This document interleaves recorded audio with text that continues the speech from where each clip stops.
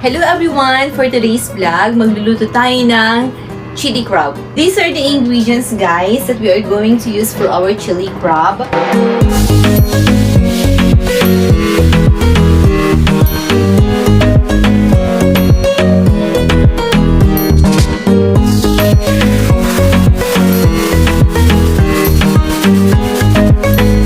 And the aromatic that we are going to use are garlic, shallot, this is Mexican chili, ginger, and the main ingredients are the crab.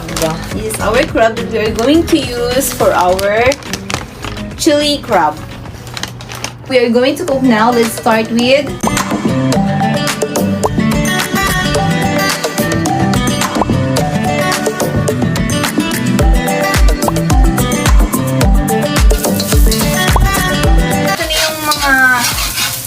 ingredients na, yung aromatic na nilagay ko. You have to translucent it guys. Yan. Hanggang lumabas yung aroma niya, yung amoy niya. Yan. Translucent niya siya. Ilalagay na tayo ng mga condiments.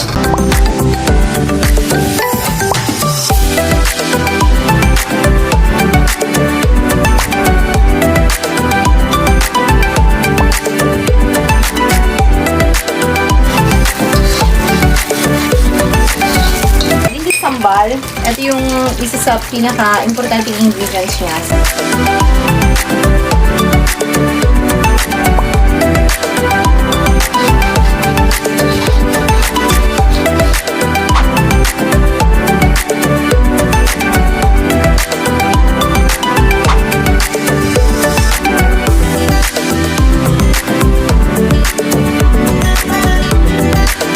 Ngayon guys, ilalagay ko na yung crab. Actually, nahugasan na to. Hugas na siya, malinis na. So, yeah, let's put it.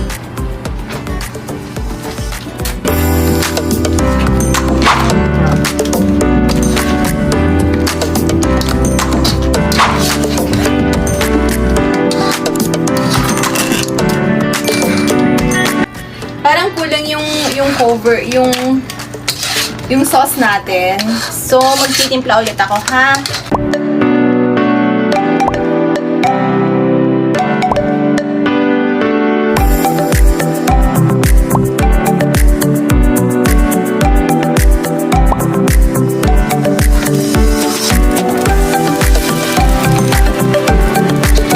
Ito yung isa sa pinaka-importanting ingredients ng chili crab. Mayroon siyang egg. Ngayon, maglalagay ako ng 5 eggs. So, 1, 2, 3, 4, 5.